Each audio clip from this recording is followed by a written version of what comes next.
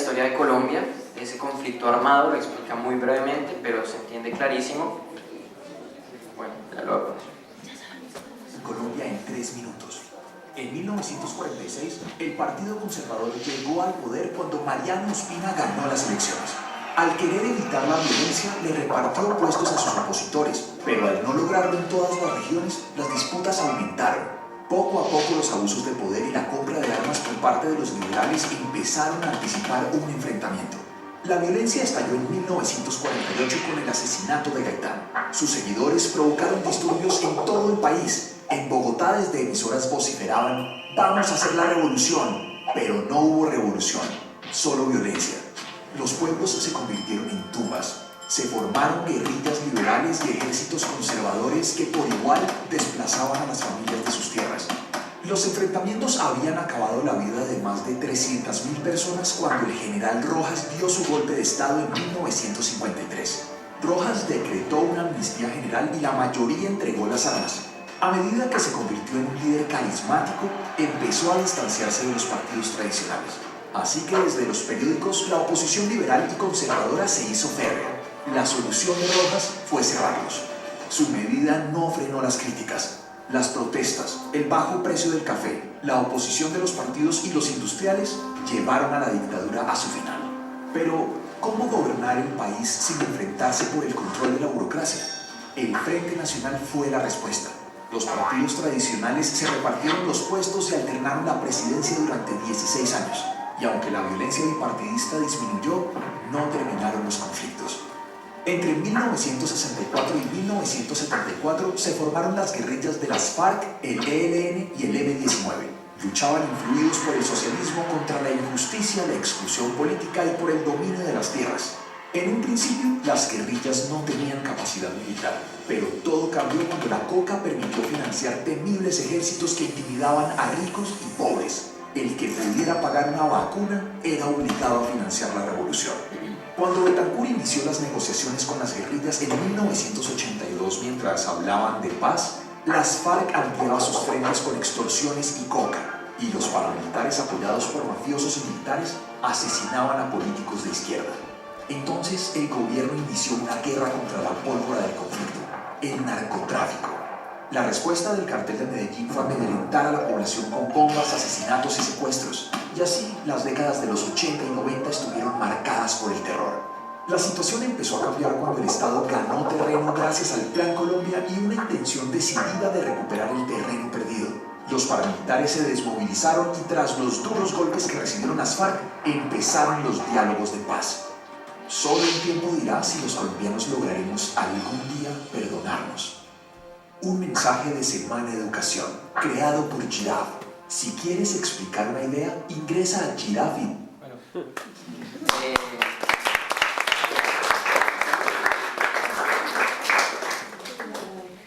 Entonces podemos, con el video, definir un poco el inicio y la raíz del conflicto.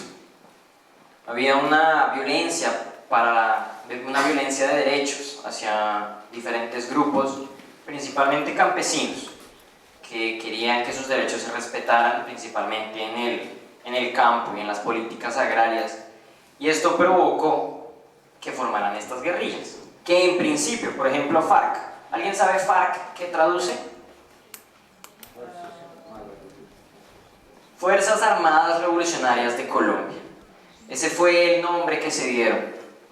En principio, cuando esto comenzó, estos grupos armados, estas guerrillas, que al principio no eran armados, estos grupos buscaban el respeto de sus derechos, buscaban cosas que les habían sido arrebatadas y tenían buenas ideas, dicen las personas que vivieron esa época, que tenían buenos principios y que buscaban cosas coherentes. ¿Qué pasó después? La droga, el narcotráfico. Con eso se dieron cuenta que podían ellos apropiarse de los terrenos colombianos y no los iban a encontrar, no los iban a poder capturar, y comenzaron con el narcotráfico. Ya el narcotráfico conlleva a la violencia. Y esos ideales políticos, esos ideales del pueblo, esos ideales que ellos buscaban al principio, desaparecieron por completo. Se convirtieron en un grupo armado, en una guerrilla que causaba terror, que mataba, que secuestraba. Y lo mismo los otros grupos. unos más fuertes que otros. En el siguiente video vamos a ver sobre otro grupo armado, el EPL, que se desmovilizó, que entregó las armas y más adelante, cuando ya estaban incorporados en la vida civil, cuando ya todo debería estar bien, el pueblo los mató, o personas del pueblo los mandó matar. Un problema que actualmente preocupa en los procesos de paz, que eso se vuelva a repetir. Pero bueno, quedándonos acá, quiero definir algo que dijeron ahí, dijeron vacuna. Una vacuna se le llama coloquialmente a un pago que tiene que dar una persona, como una extorsión, como un peaje por algo, por estar ahí. Y los campesinos muchas veces han tenido que pagar a las guerrillas o a los paramilitares esas vacunas, esos pagos. ¿Para qué? Para que no le maten a la mamá, para que no le quiten la tierra. Muchas veces, aunque paguen vacunas, si necesitan las tierras o si necesitaban, se las quitaban. Sí, pero bueno, esa es la definición de vacuna, un pago. No sé si hay un término que no se entendió. ¿Alguna pregunta sobre el video? ¿No? Bueno, ¿qué más podemos decir de acá? Bueno, voy a poner entonces el siguiente video.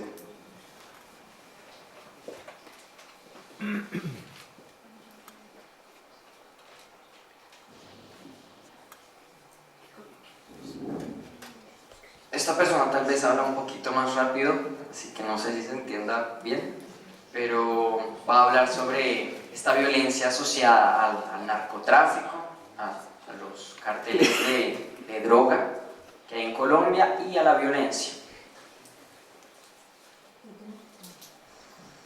El narcotráfico, la guerrilla y el paramilitarismo han afectado y siguen afectando la situación de Colombia.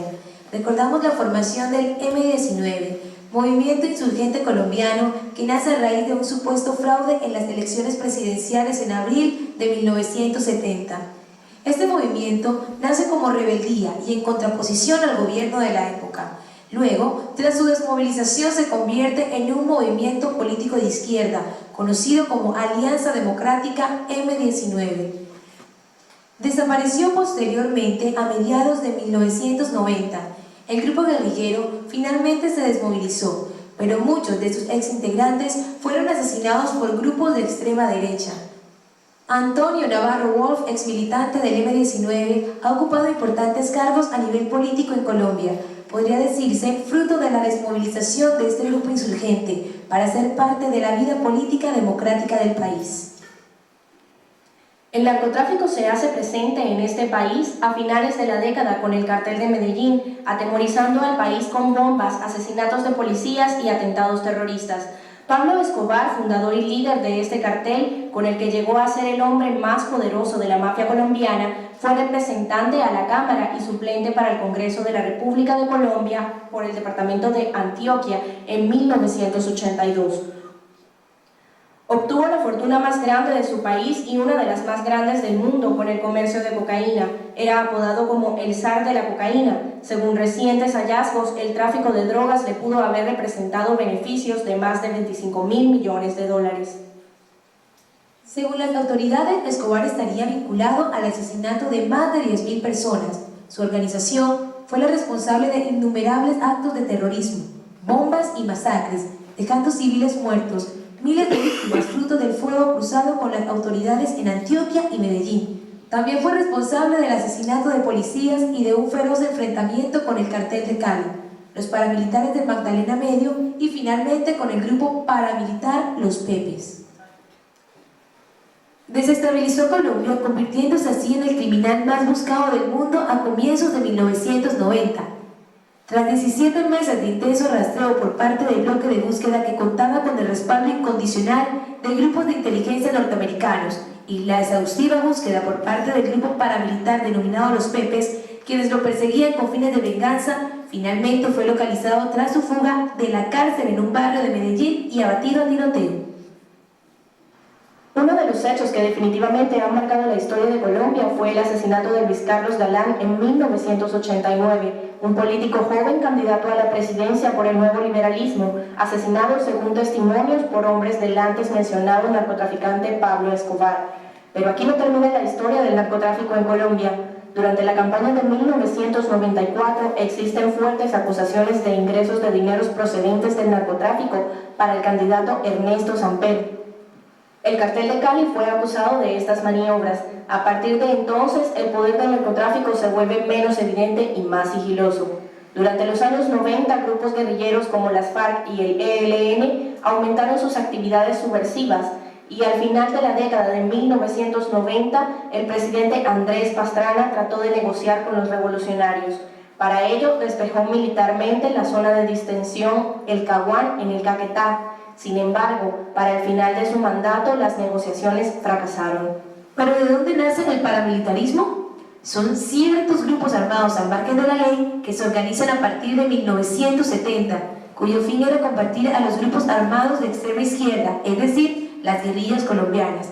Se extendieron por diversas regiones del territorio nacional con la participación de ricos hacendados, colonos y pequeños industriales que llegaron en 1990.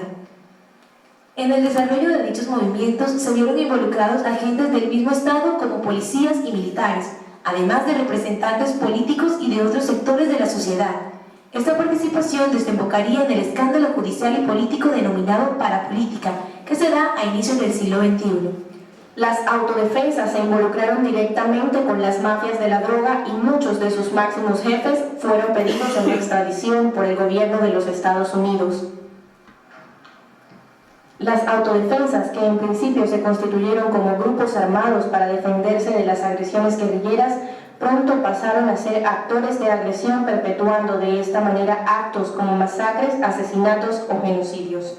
Después de la desmovilización de las AUC, surgieron grupos emergentes como las Águilas Negras, que están relacionados o conformadas como mafias y grupos sicariales al servicio del narcotráfico. Debido a las acciones de dichos grupos, se ha cuestionado si pueden clasificarse con el término de paramilitares. En Colombia, miles de personas han muerto a causa de masacres, pero ¿quién financió el paramilitarismo? ¿Cuántos están en las cárceles? La gravedad del momento histórico del país ha sido calificada por muchos como una situación de incendio. Los problemas citados alimentan el conflicto armado que tantos males ha causado. Pero lo que empeora esta situación es el hecho de que los paramilitares compiten por el poder local en la administración pública, ejercen control social, relaciones con actores legales y han ganado influencia política, económica y militar. Evidentemente, existe una influencia en el Estado, la economía y la sociedad colombiana por parte de estos grupos. Ellos buscan construir sus propias bases sociales para cooptar el Estado con el objetivo de influir en la vida política, judicial, económica y social del país.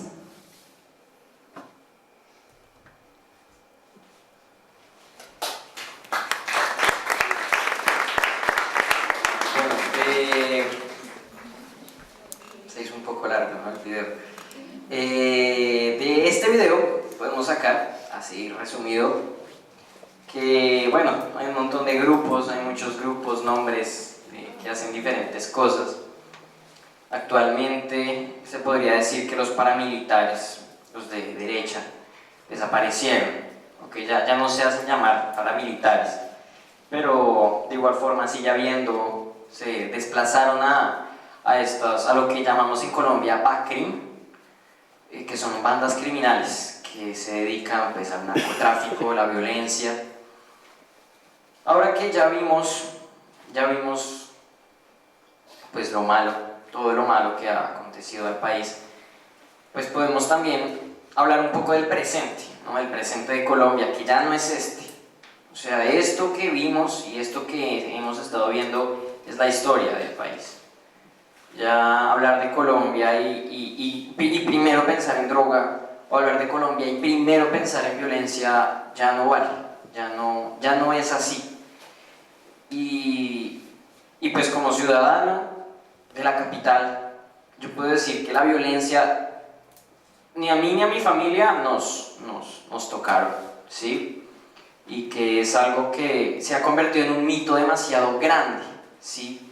Que ya inclusive series o películas hacen ver al país como algo como un cliché, como algo que ya no es.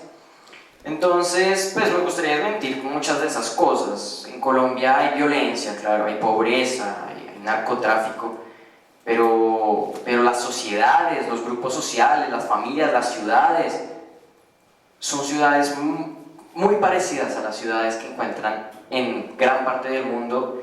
Son ciudades tranquilas, son ciudades normales, claro, cada una con sus dificultades económicas, de seguridad, pero no somos lo que la gente cree que somos.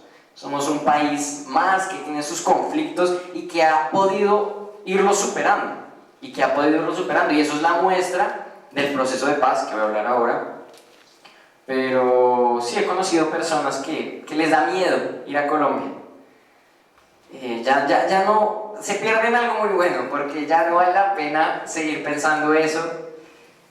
A uno le puede pasar cualquier cosa hoy en día en el mundo, en cualquier lugar en el que uno esté. Uno no sabe a veces qué es mejor. Entonces no por eso vamos a tener pensamientos sobre un país que tiene su historia, pero que su historia ya no es el presente. Y que eso lo aceptamos, y lo lloramos porque han sido cosas muy trágicas, pero intentamos superarlo y lo estamos haciendo. Ahora, con respecto a los procesos de paz, pues ha habido procesos de paz, duraron mucho. Bueno, para la paz vale la pena, pero pues hay gente que considera que duraron bastante. En Cuba, ¿no? Se sentaron a negociar las cabezas de las FARC con el gobierno colombiano, junto con países garantes, como los procedimientos dictan. Este proceso de paz, después de llegar a un acuerdo de paz de más de 200 páginas, se llevó a un plebiscito, a un referendo.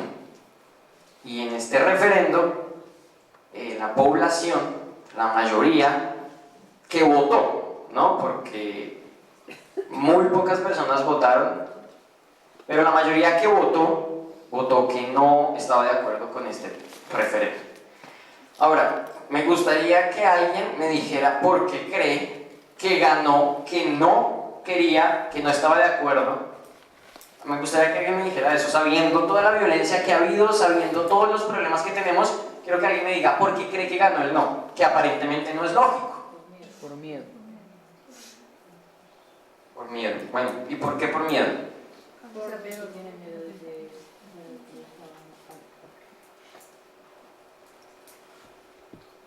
Por rencor. Por rencor, esa la podemos guardar también. Miedo, rencor. Inseguridad. Sí, inseguridad, cierto. Intereses económicos, bueno, eso es en todos lados. ¿Alguna otra? Bueno, la población colombiana no se esperaba que ganara el no. La verdad, las personas que fueron a votar que no, votaban por, como cuando alguien vota a un candidato que tiene el 1% por ir a apoyar. O de esas personas que aman a un candidato pero sabe que va a perder, pero lo votan porque quieren ese candidato que tenga el 5%, pero lo votan porque están convencidísimos de ese candidato. No esperaba el no, ninguna parte de la población, ni siquiera el presidente, no se esperaba eso, pero ganó el no. Y cuando sacaron las noticias que ganó el no, pues eso fue una conmoción, una sorpresa demasiado grande para todos los del no. Ustedes le preguntaban a alguien del no y él decía, yo sé que va a ganar el sí, pero yo quiero votar que no. Pero ellos convencidos de que va a ganar el sí. Bueno, después de que gana el no, ¿qué pasa? No sabíamos, el presidente en algún momento tenía que hablar, tenía que decir algo, tenía que contar algo, no sabíamos si iba a estar triste, no sabíamos qué iba a pasar. El presidente habló, pasó por televisión y dijo que lamentaba mucho esto, pero que iba a seguir luchando por encontrar una solución. Ahora, con respecto pues me gustaría explicarles qué pensaban los del no cuando votaron eso, ¿no? Sin necesidad yo de irme por un lado ni por el otro, exponer ambas cosas. Los del sí, bueno, creo que está clarísimo que buscan una salida de todos estos problemas, buscan que menos personas quieran, muchas personas dejen de sufrir, que se solucionen todos estos problemas que ha habido.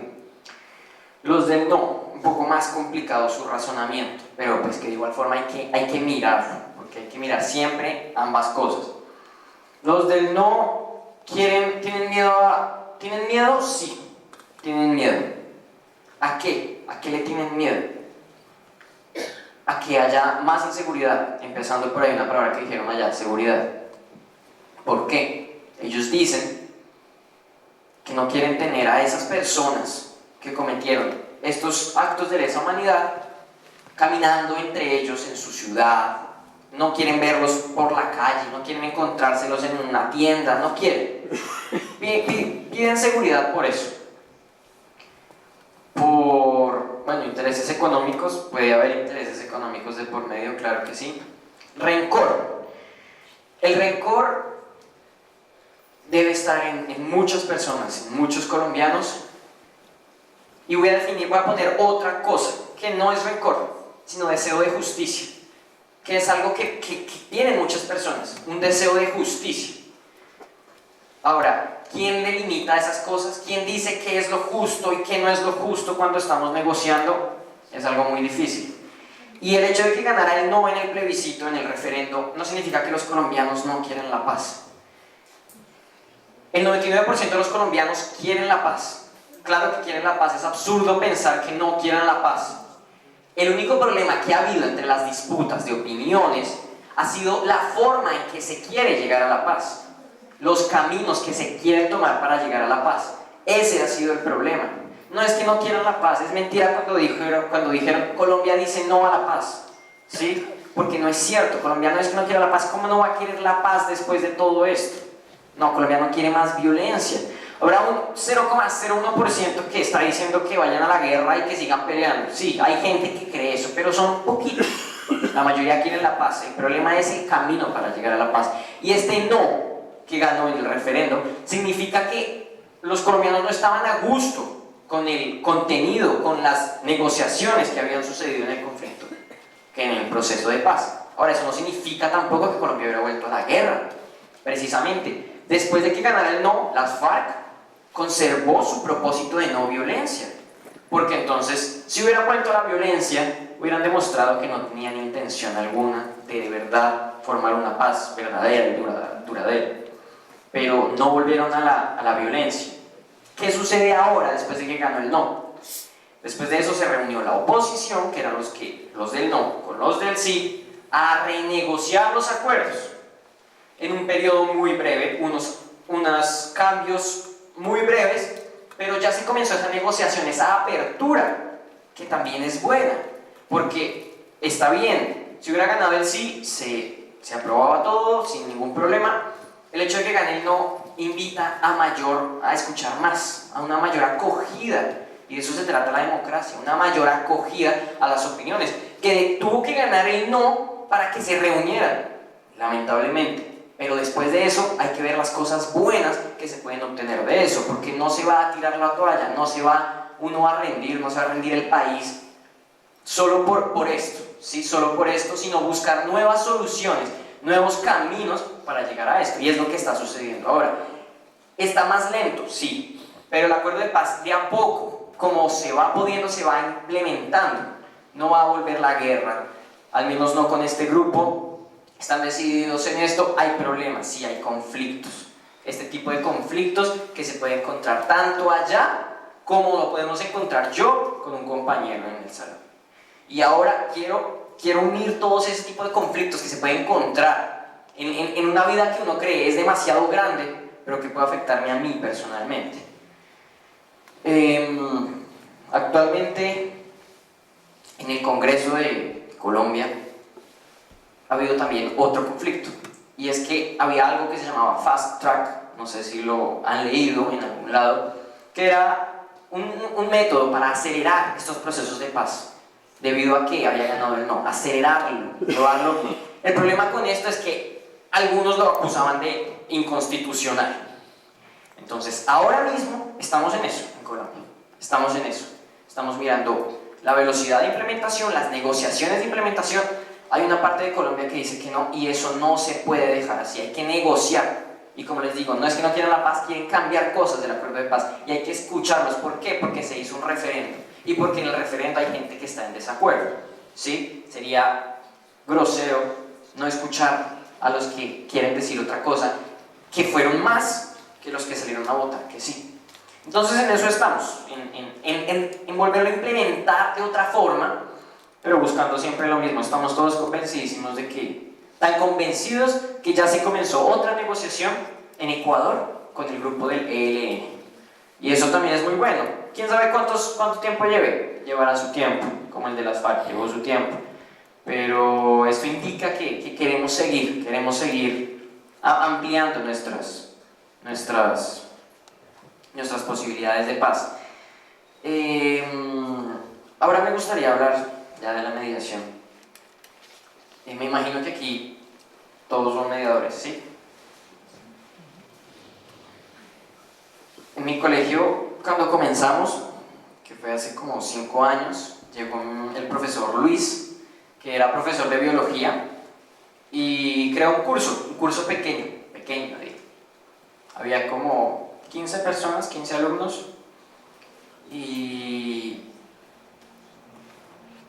yo recuerdo que era voluntario, el que quería inscribirse se inscribía, pero era por la tarde, o sea, daba un poco de pereza quedarse después del colegio para un curso que nadie sabía qué era, ¿no? Pero bueno, yo estaba en segundo de la ESO, entonces dije, bueno, voy a hacerlo. Me metí con una amiga y pues nada, fueron 4 días de formación. Bueno, acabamos los 4 días, bueno, soy mediador. Y pues yo sinceramente cuando hice ese curso no pensé que fuera a llegar tan lejos a esa iniciativa, porque bueno, primero es como un orgullo para mí estar aquí, porque yo sé que de aquí vino la idea, vino la raíz, y siempre me hablaban de Vianabolo, siempre, en las cosas de mediación era como, y Vianabolo, como cuando te cuentan una leyenda de un lugar de hace mucho tiempo que sabes que allá surgió la magia y, ¿sí? Eso, así. Me decían que había nacido todo, entonces, bueno, el estar aquí, pues es como cumplir esa leyenda de conocer el lugar. Y a medida que fueron pasando los años, pues, me tocaron mediaciones a mí. Había habido conflictos, problemas entre alumnos. Primera mediación, pues yo sabía la parte teórica, ¿no? Lo que tenía y no tenía que hacer. Tenía mis hojitas y yo primero miraba mi hojita y miraba al alumno, sí, y seguía, bueno. Y pues nada como la primera mediación, ¿no? Nada como el aprendizaje de la primera mediación, porque ahí uno se da cuenta que pues, lo teórico está muy bien, pero que a veces ni siquiera uno se puede controlar cuando está con más personas porque se equivoca, porque uno no sabe qué hacer, porque uno no sabe qué decir, y pues eso lo aprecié mucho, mi primera mediación. Ya después con la segunda pues yo iba más tranquilo, ¿no? Más relajado, como yo ya me lo sé.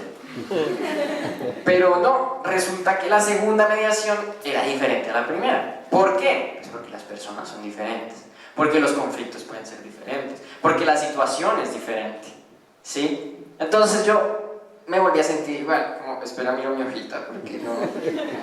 Y pues a partir de ahí yo dije, bueno, tengo que estar dispuesto, abierto a todo, sentarme, escuchar, pensar, tranquilo, con paciencia y mirar qué me toca. Yo ya he mediado 4 mediaciones. También algo que quiero pues felicitar a Luis por eso, es que no somos el único colegio en Bogotá ahora que tiene eso, ¿no? Pero vino de acá, de Vianabolo, al Reyes Católicos de Bogotá. Ahora, del Reyes pasó a otros colegios, más de 5 colegios. Y no me imagino que también hablarán de Vianabolo. Sé que ustedes van a llegar, van a creer que ustedes no existen, que esto es Atlantis, porque... Sí, porque es una iniciativa buenísima porque ya estamos en otros más de 5 colegios que implementan la mediación. Lo van haciendo despacio, pero esa implementación igual va a surgir, va a dar fruto. Y hay más colegios que solicitan que por favor vayamos y les expliquemos esta iniciativa, que los ayudemos con esa iniciativa.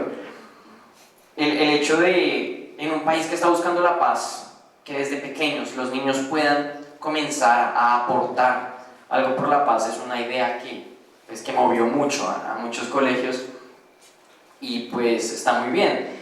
Yo también quería aclarar, pues como experiencia, en mi cuarta mediación, bueno, la primera mediación, conflictos entre estudiantes. A veces un estudiante tiene su ego un poco más alto que el otro. Normalmente es difícil encontrarlos a la misma estatura de ego, porque cree que es superior, ¿no? Y el hecho de creerse superior siempre va a ser un conflicto. Un alumno que no quería hablar de eso, no quería. Hasta que entendió que no hablar de eso era el problema, ¿sí? Y pues gracias a eso, esa mediación salió bien, porque aceptó que tenía que enfrentar el problema, lo enfrentó, habló con otra persona, mira, no me gusta esto y esto, y la otra persona, bueno, perfecto, entonces a mí no me gusta esto, bueno, salió muy bien. La segunda mediación, dos personas que hablaban mucho, o sea, aquí no había nadie tímido, hablaban mucho y creían que solo ellos tenían la razón, difícil también, muy complicado, porque si son igual de habladores, difícil. Pero bueno, al final, también hablar mucho es bueno. Yo hago algo que me gusta mucho y que funciona, pues a mí me ha funcionado, que es lo de escribir ideas en un papel, ¿no? Escribir ideas en un papel, que tú escribes todas tus ideas, todas, y como ellos hablaban mucho y les gustaba, pues escribían muchas. Y entonces el otro, listo, que me haga esto, listo. Como escriben tanto, hay más probabilidad de que haya soluciones comunes, ¿no? Así es como me gusta llegar a mí a las soluciones. Que yo le diga, mira, tuviste una solución en común con él, y él, no, imposible, somos no. Pero sí, eso yo lo hago y me gusta mucho. Yo quería hablar de la cuarta mediación, porque cuando yo empecé a mediar a estas personas, una me contó que había habido agresión emocional fuerte, una agresión que la vulneró bastante, ¿sí? Después de considerar esto, yo caí en cuenta de que tenemos que diferenciar la mediación, cuándo se puede usar y cuándo ya es algo de manual de convivencia, ¿sí? Porque si alguien lastima a otra persona físicamente, por ejemplo, hay un manual de convivencia que dice qué hacer en estos casos. Y es importante porque sí se podía haber hecho la mediación, pero esta persona se sentía que no había sido justo, que no era justo, porque efectivamente a ella la habían vulnerado, y ella solicitaba que se aplicara el manual de convivencia. Y efectivamente, cuando yo me di cuenta de eso, pues yo hablé con mis superiores, con Luis y con mi jefe de estudios, y pues les comenté la situación, sin comentarles qué había pasado, porque pues no podemos decir, pero sí que era una niña, esta niña solicitaba que se mirara desde un punto más alto. Y efectivamente se miró y ya había pasado la raya de mediación hacia manual de convivencia. Y esto es muy importante tenerlo en cuenta, porque la mediación está muy bien, pero hay que hacerla antes de que pase la raya, porque si dejamos que pase la raya, nosotros ya no cabemos ahí, y ya no podemos, por mucho que queramos, ya no podemos.